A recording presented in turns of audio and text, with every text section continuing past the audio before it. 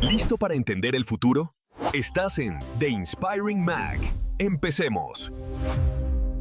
Empezamos con una noticia que ha sido, un golpe para toda una generación. El fallecimiento del actor James Van Der Beek a los 48 años. Un shock, la verdad. Totalmente. Y aunque es imposible no pensar en él como el eterno Dawson Leary, su historia va mucho más allá.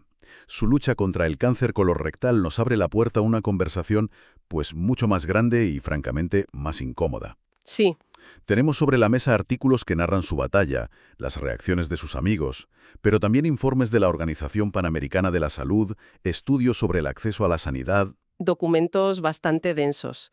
Sí, y la misión de hoy es un poco esa. Usar una historia que nos ha tocado de cerca para entender un problema que es global. Su compañera, Sarah Michelle Gellar, lo resumió en 2 palabras. Jodido cáncer. Exacto. Y esa rabia, esa conmoción, creo que es nuestro punto de partida. Es que esa es la palabra, rabia. Porque esta historia, tan trágica, es un espejo perfecto de varias crisis que ocurren a la vez. ¿A qué te refieres? Primero, el aumento alarmante de este tipo de cáncer en gente joven, algo que no debería estar pasando.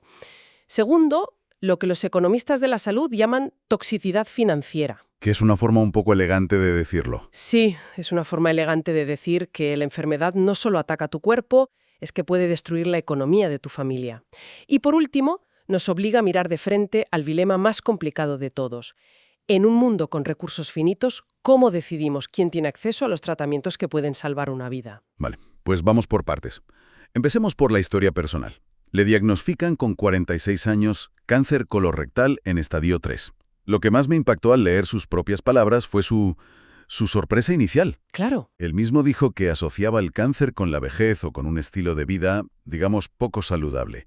Y él se sentía en la cima del mundo, en plena forma. Y ahí está una de las primeras trampas, ¿no? En sus entrevistas cuenta cómo desestimó los primeros síntomas. Notaba cambios intestinales, pero pensó... Será el café. Exacto. Será el café o la nata que le he echado. Cosas del día a día.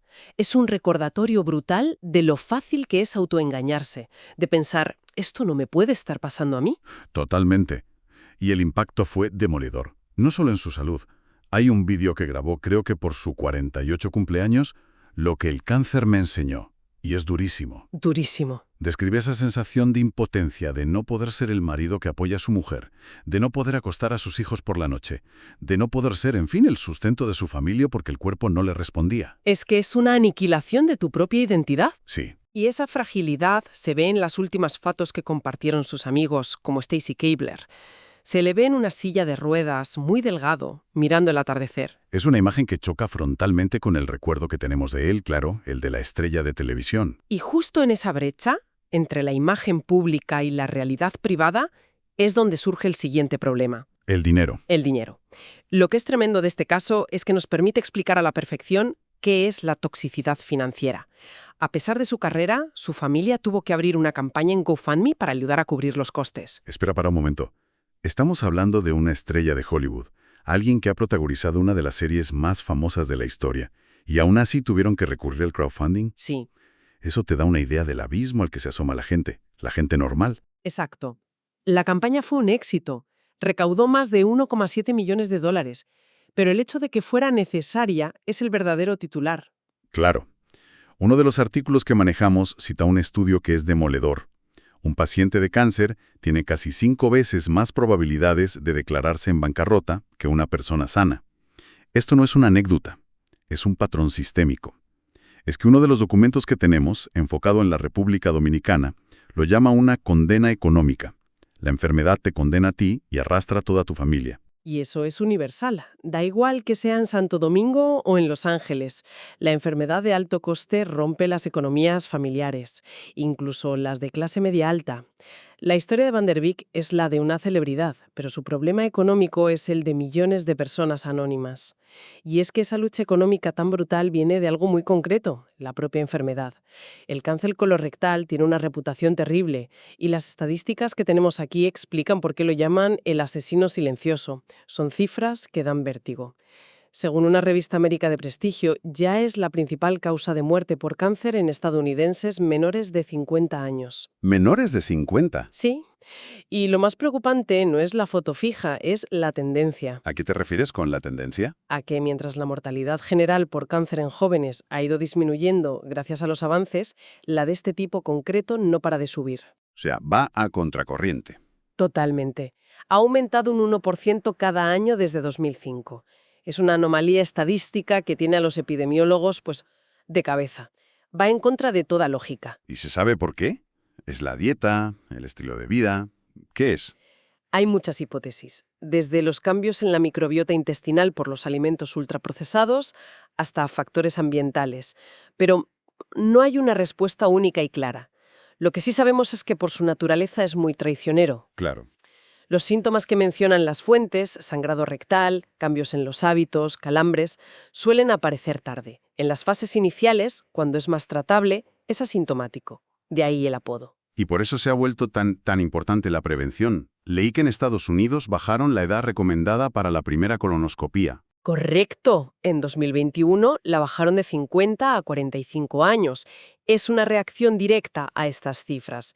Y es fundamental hablar de las herramientas que tenemos, porque aquí la detección temprana lo es todo. ¿Qué opciones hay? Pues las fuentes mencionan varias. Desde los test TS en casa, que son cómodos y se hacen cada año, hasta la sigmoidoscopia.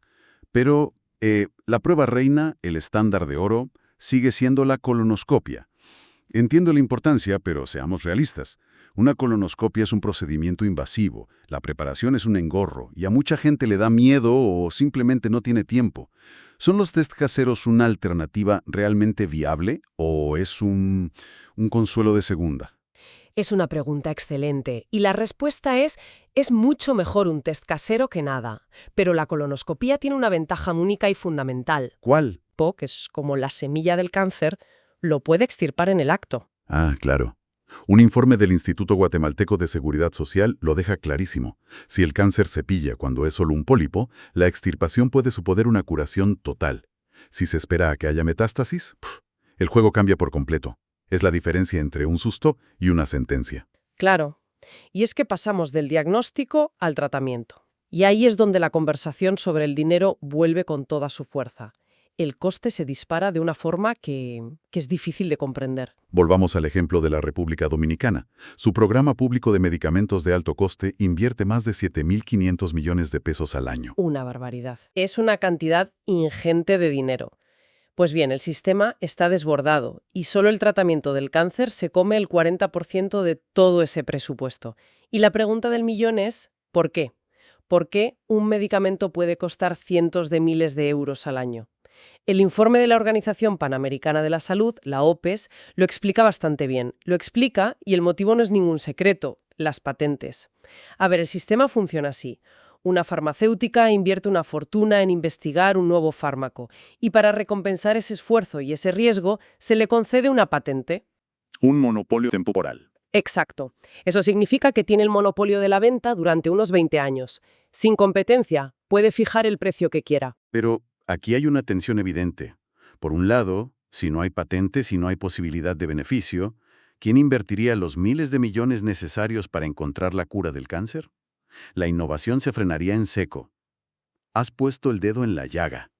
Esa es la gran paradoja que nadie quiere admitir.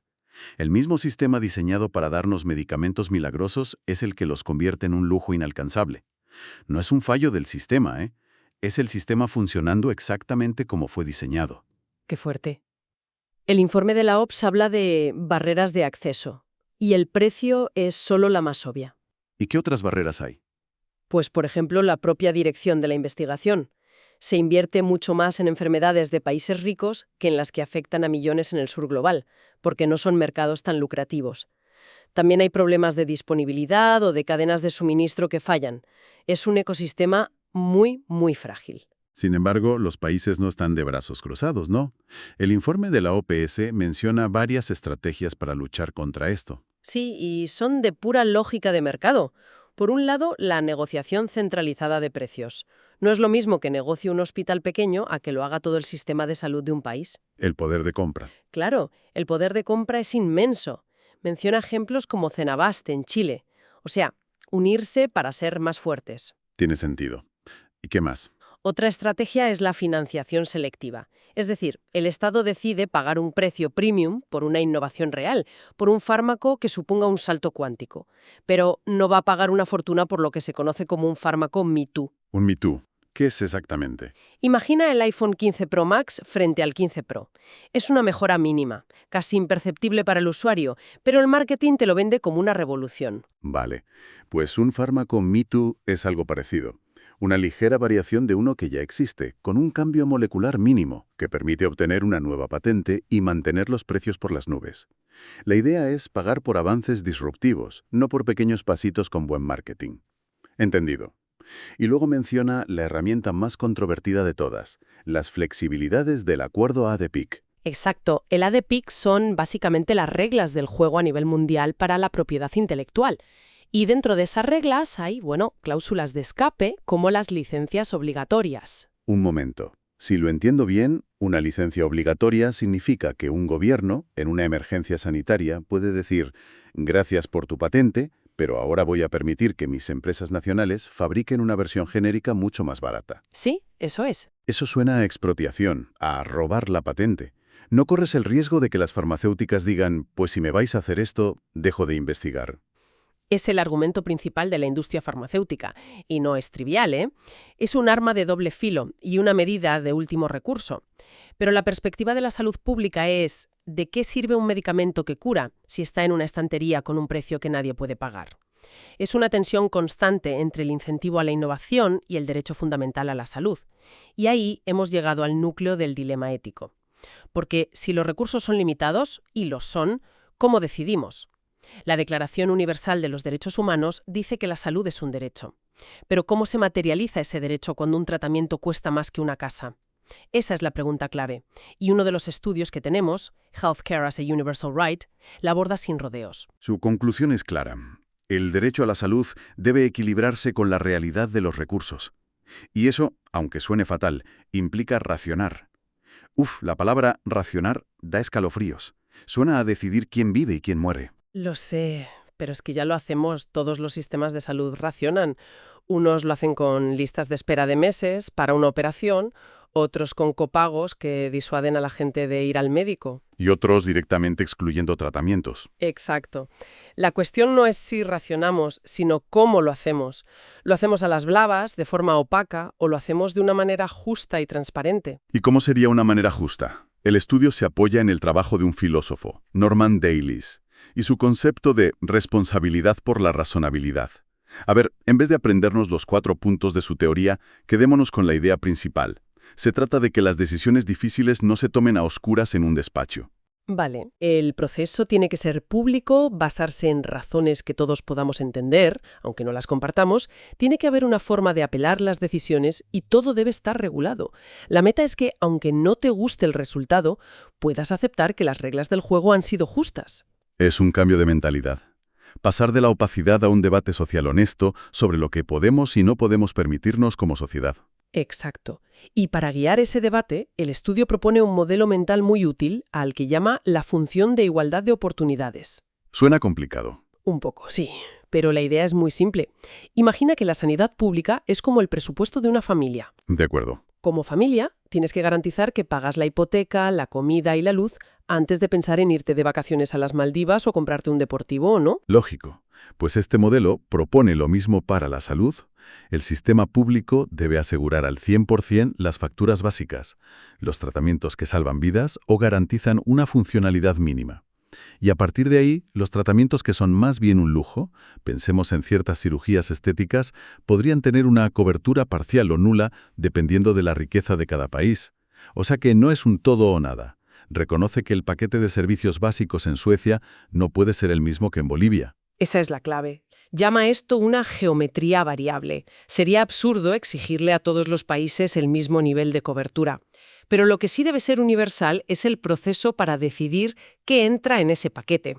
El proceso debe ser ético, justo y transparente en Estocolmo y en La Paz. Es increíble cómo hemos viajado. Empezamos con el shock por la muerte de un actor que marcó nuestra juventud, James Van Der Beek. nos metimos en la cruda realidad de una enfermedad que ataca cada vez a más jóvenes. Y hemos acabado en el centro de uno de los mayores debates filosóficos y económicos de nuestro tiempo. Exacto. Es que su historia nos obliga a hacerlo. Nos obliga a ver que la innovación médica es una bendición y una maldición a la vez. Nos da una esperanza que hace décadas era impensable, pero nos pasa una factura que puede hundir a familias enteras y poner en jaque a sistemas de salud nacionales. Una paradoja terrible. Lo es. Y si me permites, querría dejar una última idea en el aire, que se extrae directamente del informe de la OPES.